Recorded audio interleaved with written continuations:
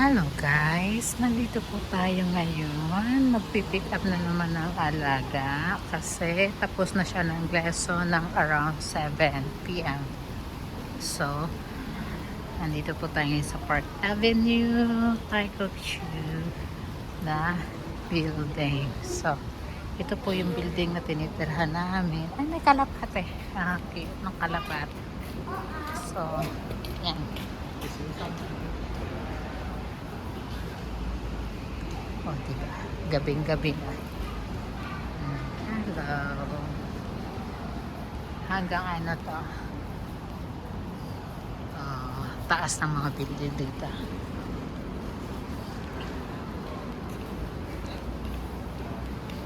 Kaya, lalakarin lang natin papuntang lesson. Malapit lang naman. Para na rin tayo ditong tawag doon, nag-exercise. So yan, lakad from mula sa building and then pagpasok mo is mall. Oh wow, ang cute. Ang cute ng ang cute ng pailaw kasi magcha-Chinese New Year na po. So may mga ganyan ditong mga pailaw. Diba? Ang cute niya. Hanggang sa may yan. Matapos tong ang tawag dito? Pabubong. O, diba? O. Ang cute.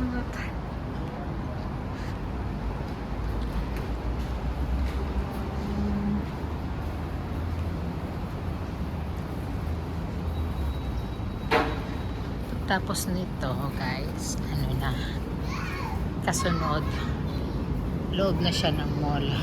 Yan.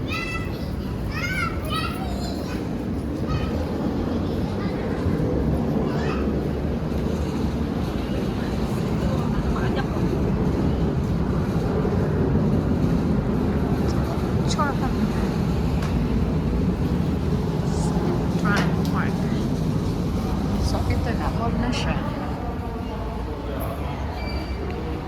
Diyan pwede ka magtanong kung may kailangan ka.